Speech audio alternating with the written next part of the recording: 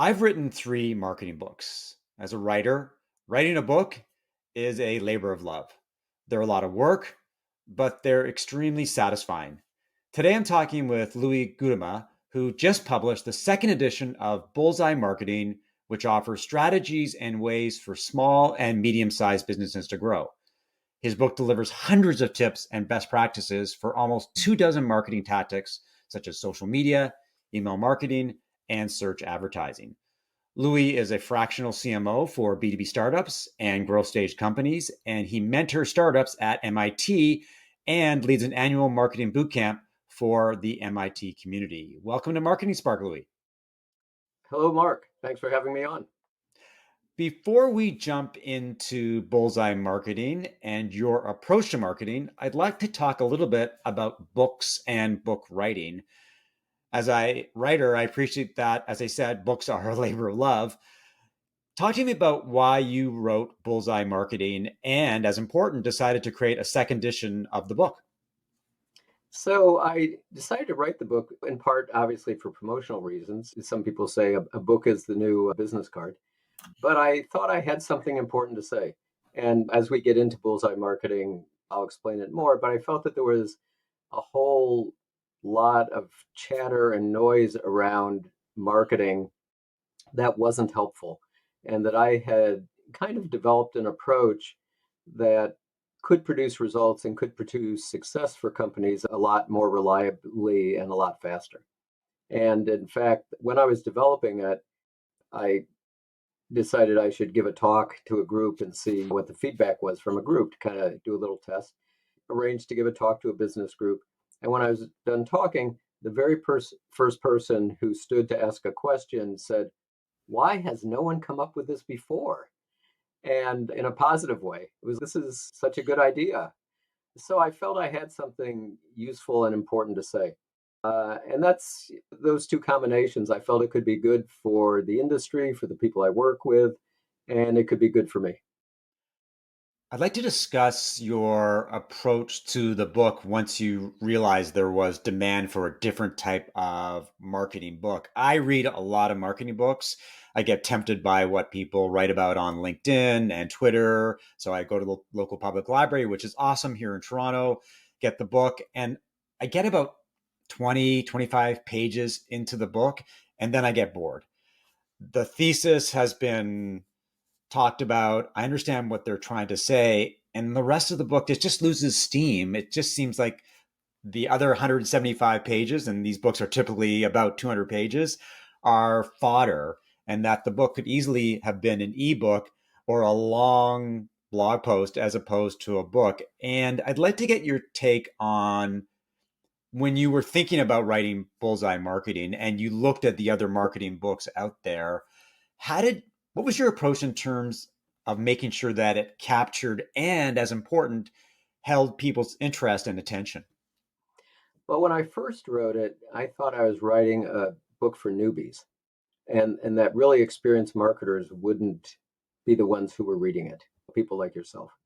And so I thought that a lot of information, a lot of detail, as you said, to go into something like 20 channels with information on how to best execute on them. I thought that would be very useful for newbies. It turned out some very experienced marketers said this is really terrific. Now, the book operates on two different levels. And in the introduction to the second edition, which is focused exclusively on B2B, I talk about you might approach the reading of the book in two different ways.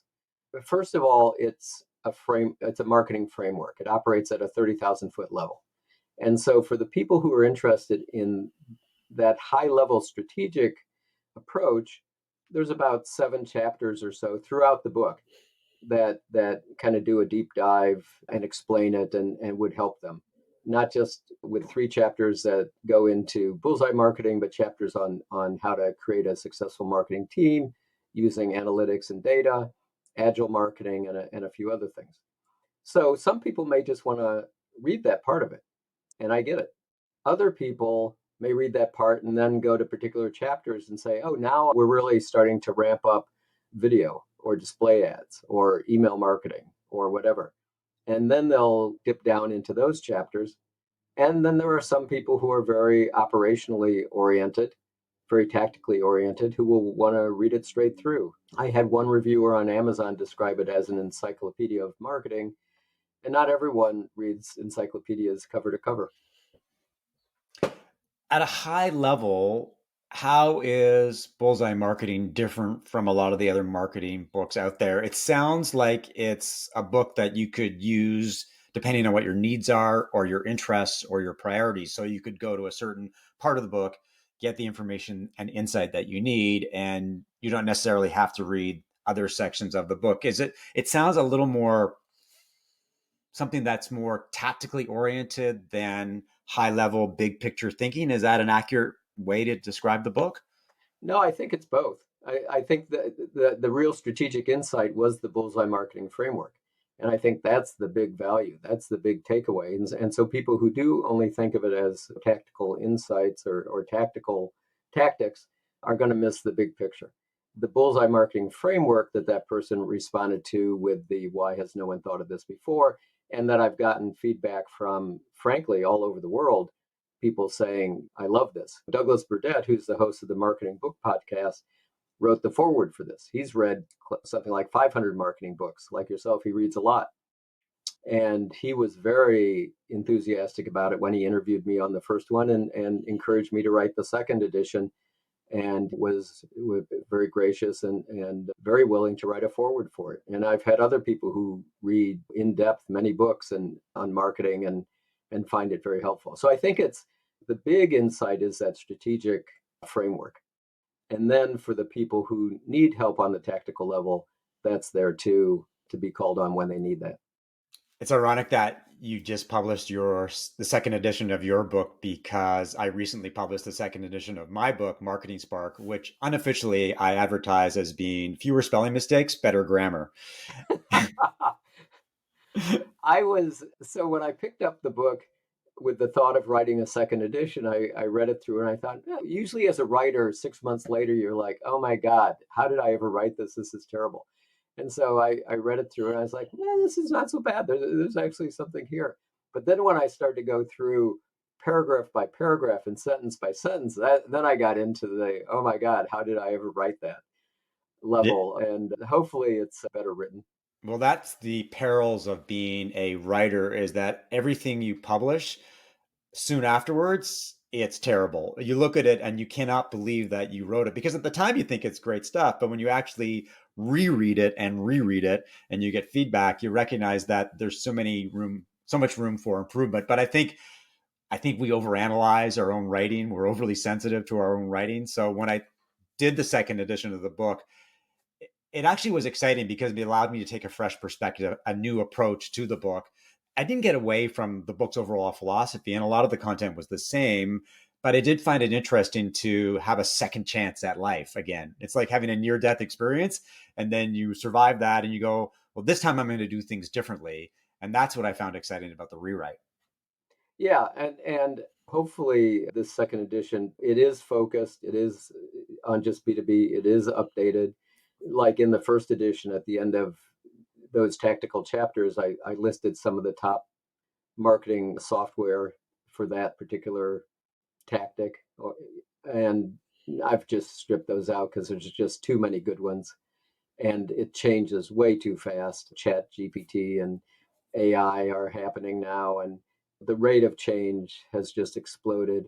So that became something that made no sense at all in the current environment. You've hinted at the bullseye framework, and obviously it underpins the book and your philosophical approach to marketing. I'd love you to walk me through the framework, the key pillars of it, and how you think it's different from some of the other marketing frameworks that are being evangelized on LinkedIn and other places. So the bullseye marketing framework has three stages to it. Just like a bullseye, you start in the center of the bullseye. And the bullseye is where you take advantage of what I call marketing assets that most companies have, but many companies don't take full advantage of. You get a lot of traffic to your website, but if your website doesn't have good messaging, people come and I see this all the time. You're a positioning guy, you see this all the time.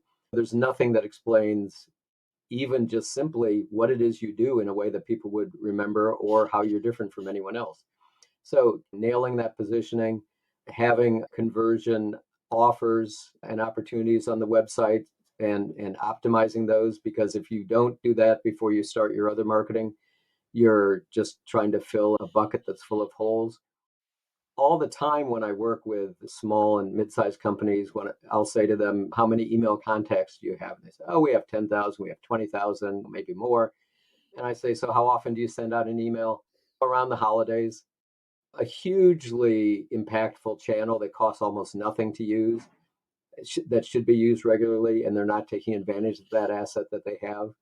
Things like selling more to existing customers, not just looking for new logos, having better collaboration between sales and marketing. All of these are things, mistakes that I've seen companies make over and over again, not taking advantage of those. I had a client which was a size like a $200 million software company, and the head of marketing told me it took a week or two for sales to follow up on a lead from marketing.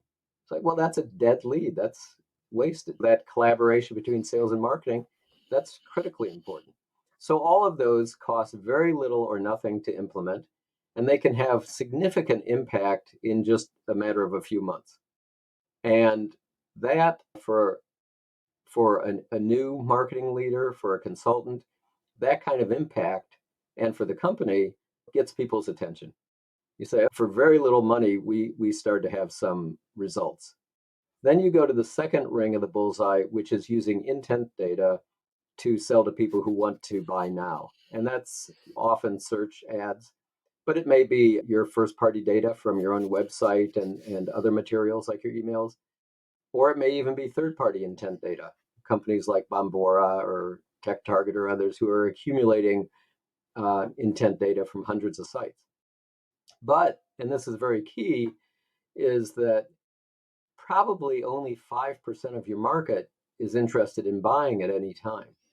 The vast majority of any company's market is either not interested in what they're selling or has a vendor and is not looking to change.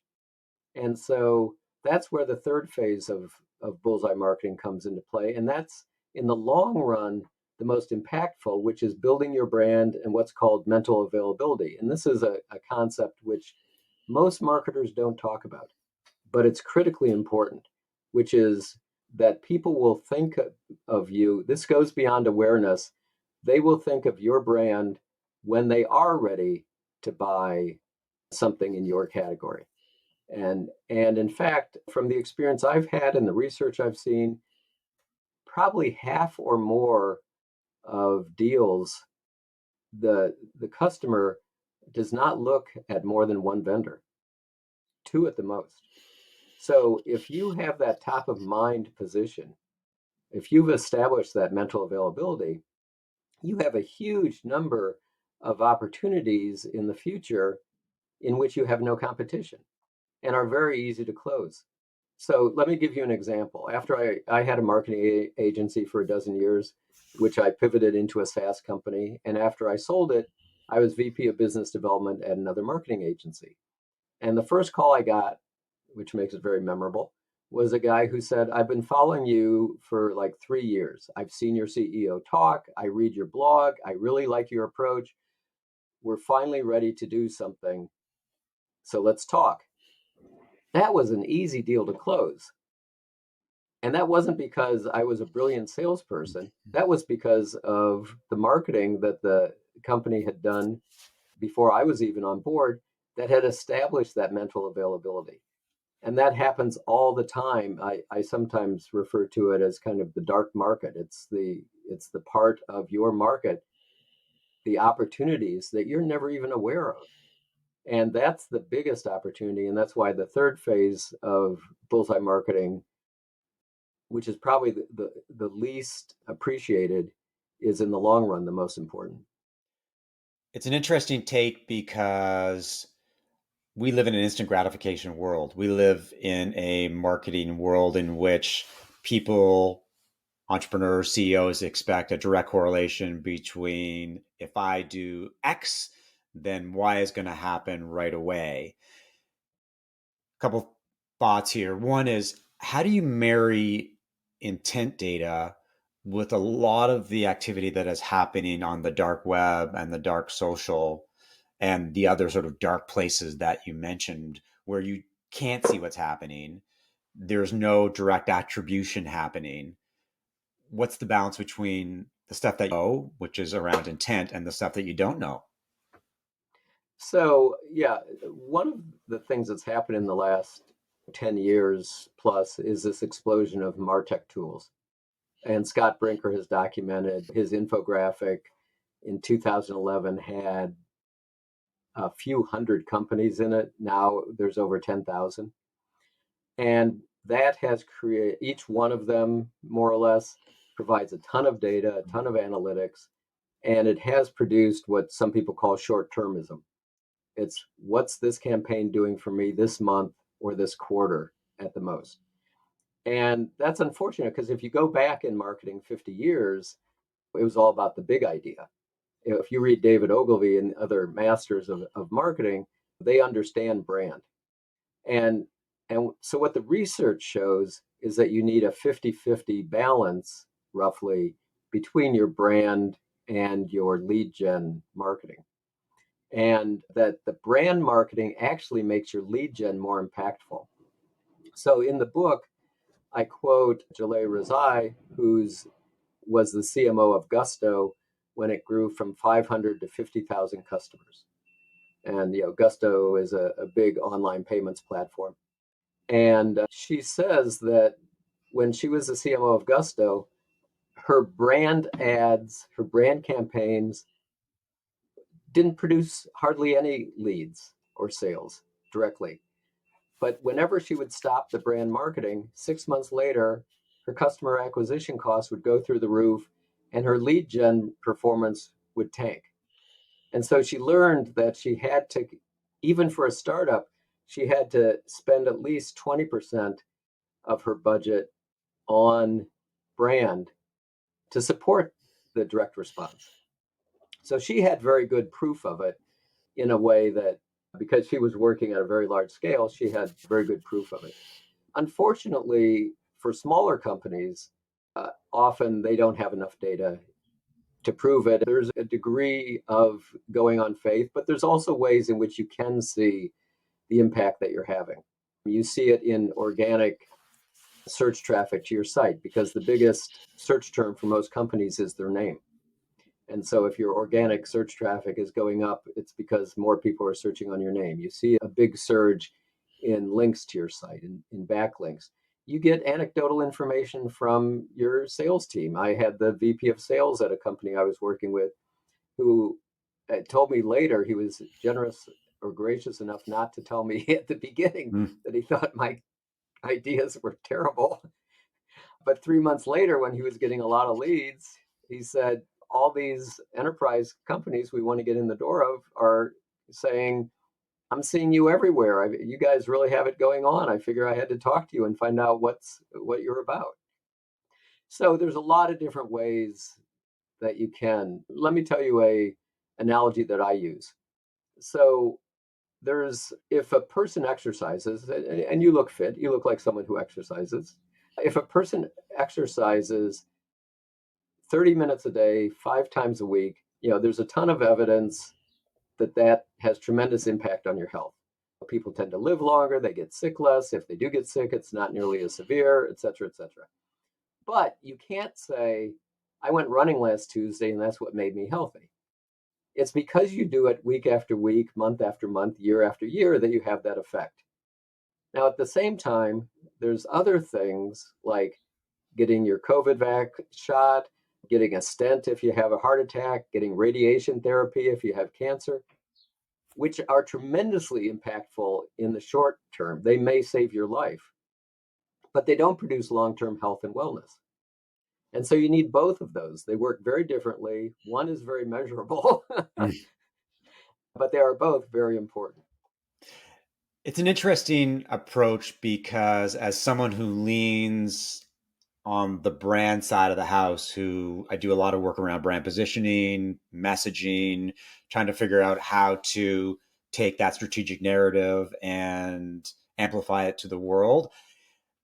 It's a very frustrating landscape to me right now because there is so much focus on tactical execution. Many CEOs and entrepreneurs are, for lots of good reasons, obsessed with lead gen and sales, and that their tolerance or appetite for brand building has been reduced. And if you look what happened in 2020, 2021, a lot of B2B SaaS companies, B2B companies were flush.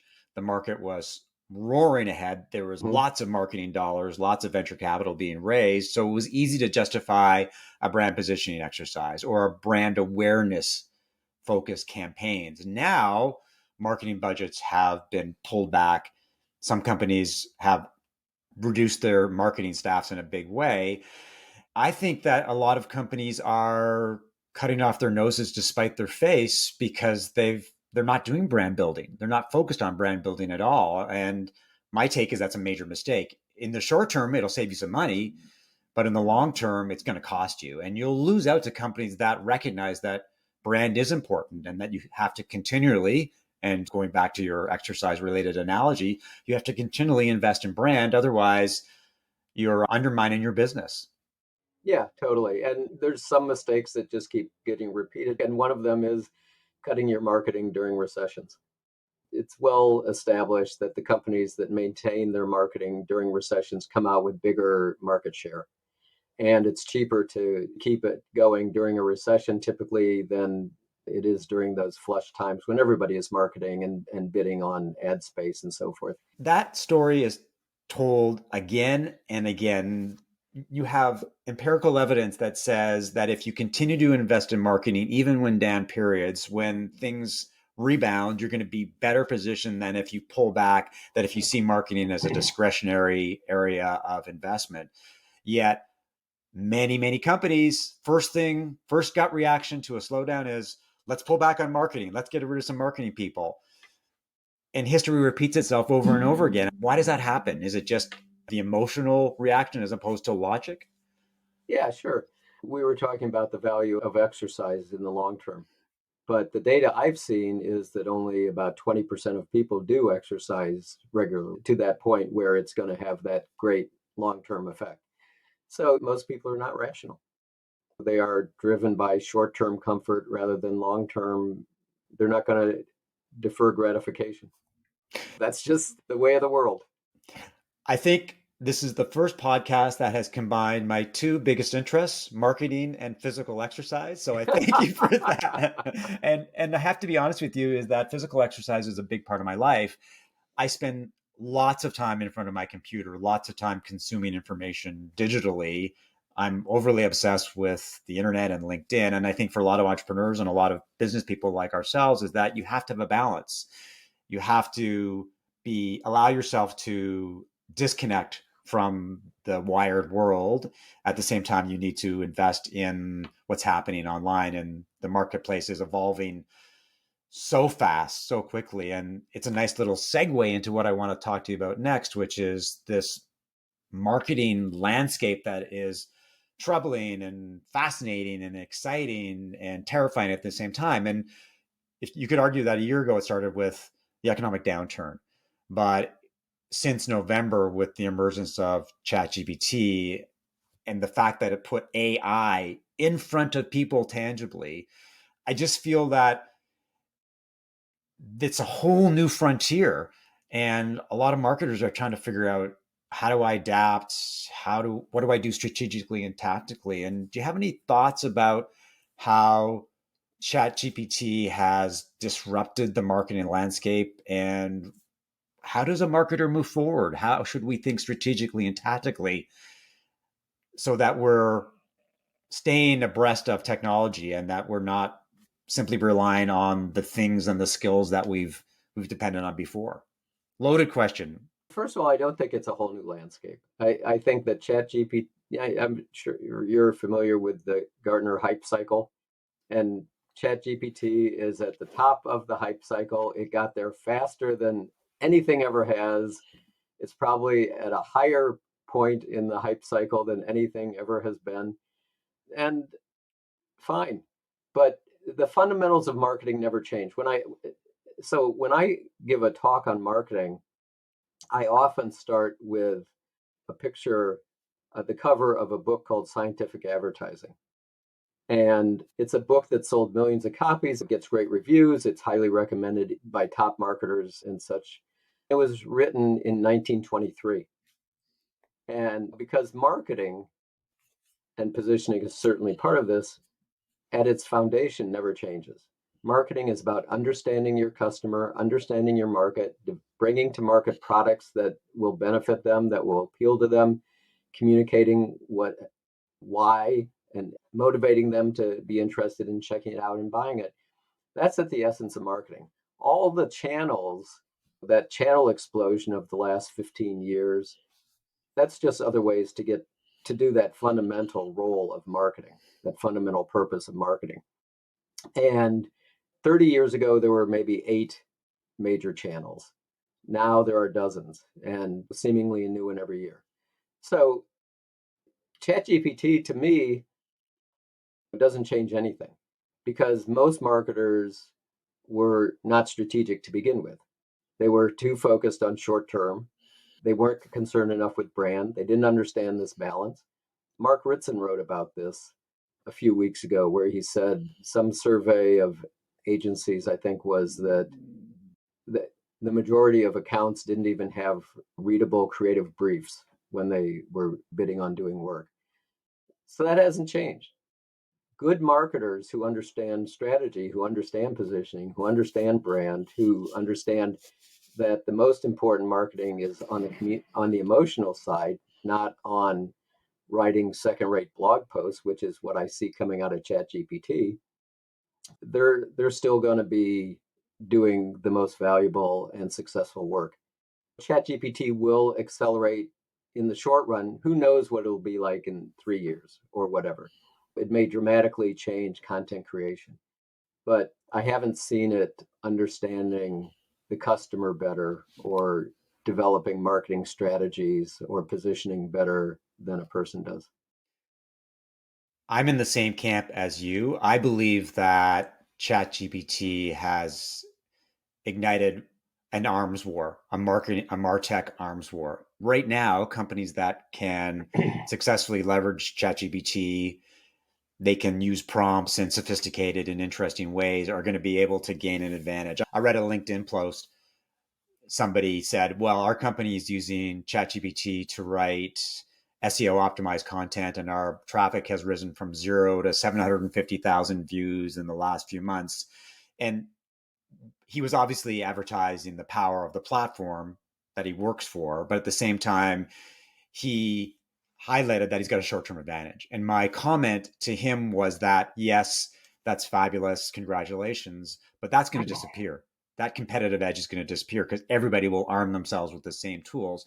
And then what happens? What happens if every single company can produce high quality, and I put that in quotation marks, high quality content at scale? Then we're all going to be selling the same flavor of ice cream. And to your point, I think that brand matters. I think that strategy matters. It may not be top of the heap right now for many CEOs and entrepreneurs, but I think in the long run, the best brands have the best companies have the strongest brands. The Nikes, the Patagonias, the Amazons, is that people remember them regardless of the Yeah. kind of marketing that they're doing. That's just my point, my view of the world right now. Well, and that brand marketing comes from a great customer experience, and ChatGPT is not going to change that. And B, it comes from brand marketing, which is essentially based on emotion, not on logic. There's a fundamental difference between the brand marketing, brand messaging, and lead gen messaging. Lead gen messaging tends to be very logical. 10% off, download our white paper, sign up for our webinar. You either do that instantly or you forget about that ad 10 seconds later. Brand marketing is emotional. It has characters, it has humor, it has situations. You probably remember TV commercials from when you were a kid. Of course, yeah. I used to watch a lot of TV when I was a kid. Now, Right, not so much, but right. Every time I ask someone that, they're like, oh, yeah, I remember TV commercials mm, from when I was a kid. That's great brand marketing. There's this meme in among content marketers where they say, when you put up a great blog post, that That's an evergreen. That will get you traffic forever. But the moment you stop advertising, it stops working. No, great advertising works for decades because it's in your mind and it sticks with you. But there are some people who say you can't even have the same team doing your brand marketing and your lead gen marketing or your performance marketing because the skills are so fundamentally different. Mm-hmm. And because creativity is such a central part of brand marketing and not a central part of lead gen marketing. Marketing world fascinates me because it continues to evolve and change. And just when you're getting complacent and fat and happy, it all shifts on you. I think it's really interesting right now. I want to thank you for your perspective and your insight into the marketing landscape. And thank you for telling me about Bullseye Marketing. Sounds like a great book for any entrepreneur or marketer who is looking to raise their game or take a different approach to marketing. One final question. Can you recommend a book and a podcast for our audience? I will certainly recommend the Marketing Book Podcast because Douglas does a terrific job, one book and one author a week. And I can tell you from experience, he reads every one from cover to cover because you go on there and he's like, now on page 179, you said, I'm like, whoa, let me see if I can remember why I wrote that. So the Marketing Book Podcast is a great podcast. A book, an author that I like is Morgan Housel. I don't know if you're familiar with him, I am not. but he wrote one of my favorite essays, which is called Universal Laws of the World. And so just start with that. It's a great essay. And he has like these 11 laws of the world. And then he has a book called The Psychology of Money, which is very good and has a new book coming out in a few months. But for example, one of the 11 laws of the world is that miracles will happen. That's the first one. And it's because he says there are seven, now 8 billion people in the world. One in a billion things will happen. I'm someone who plays poker a lot, which has given me a very intuitive sense of probability and improbability. So, and you see these sort of one in a thousand things happening in poker, and you're like, yep, that happens. And it happens in the real world in many fields too. So he's a very interesting author. And The Psychology of Money and that essay on the universal laws of the world are both very good reads.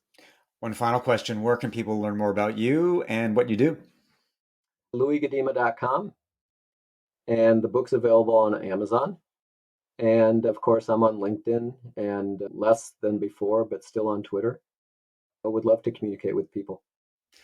Thanks, Louie. And thanks for listening to another episode of Marketing Spark. If you enjoyed the conversation, rate it and subscribe via Apple Podcasts, Spotify, or your favorite podcast app, and share via social media. If you're a B2B SaaS company looking for more sales and leads, but struggling to do marketing that makes an impact, we should talk. I use a 3-part methodology to diagnose, fix, and optimize your marketing strategically and tactically.